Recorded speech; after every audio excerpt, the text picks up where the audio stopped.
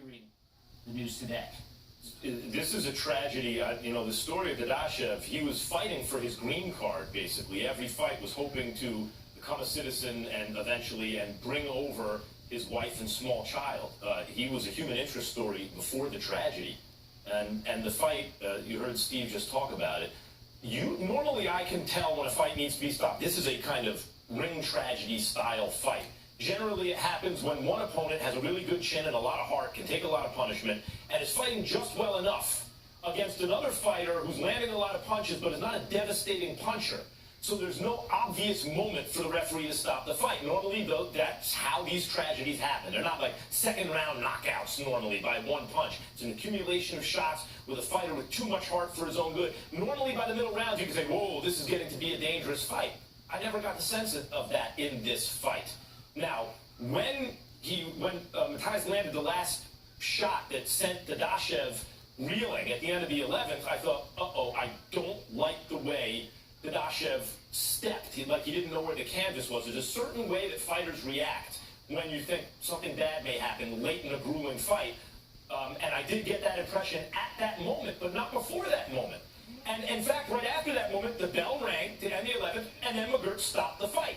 Now, I did think as soon as the fight was stopped, I was sitting with Mark Kriegel and Andre Ward and said, they need to monitor this closely. This is the way he looked at the end. I didn't like it, and they agreed, yeah, I didn't like the way he looked at the very end either.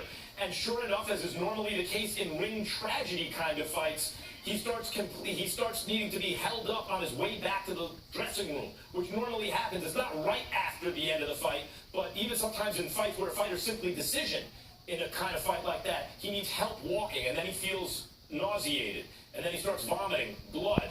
That normally means there's pressure in his head. There's bleeding or swelling of the brain. And that was the case in this instance. I don't think it was that they took too long to get him to the hospital, though I don't know. I don't think that there was any culpability in terms of, even though there wasn't a perfect moment to stop the fight, people should, the ring doctor or the state commission or the corner or the ref did a bad job. I don't think that was the case. This is just one of those perhaps unavoidable consequences from time to time of an extremely violent and dangerous sport that I love. Unavoidable consequences from time to time. We've seen this periodically. Go way back when Duck Koo Kim dying after a fight with I think Ray Mancini at the time. What ramifications does this have throughout the sport of boxing when someone dies from boxing-related injuries? Normally, again, what went wrong? What could have been handled differently? I did not see an obvious instance of that in this case.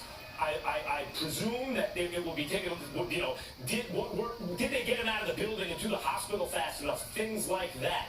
But I wouldn't say that this wasn't even an issue in my view of a fight where sometimes a fighter's doing well enough to stay in the fight, but he's just taking too much punishment. I've even seen, I believe it was Prince Charles Williams, Marquis Sosa in the late 80s maybe, where the fight was simply stopped by a conscientious state athletic commissioner, Larry Hazard, who was there saying, you know what, these guys have taken too much punishment. And I believe it was stopped and called a draw based on something like too much brutality. Like literally, we can't say there's going to be a winner. This is just getting too brutal. We need to stop it. I did not see that. This fight as that kind of fight. Dadashev was doing well early, and though his opponent came on as the rounds mounted, I didn't see a bunch of devastating headshots that would lead me to believe, or from Dadashev's reactions, this is getting too much. You did get the feeling, okay, Dadashev's just about had it, probably a good time to stop the fight, but until that final shot in the 11th round, I wasn't, my antenna weren't up in terms of, ring tragedy fight.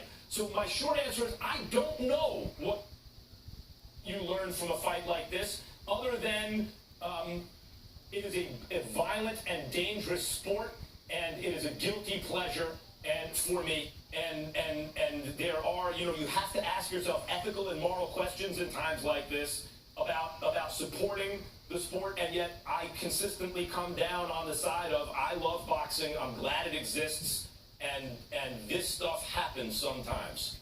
Dadashev, previously unbeaten before the fight, a Russian, his wife reportedly on the way en route to the United States from Russia.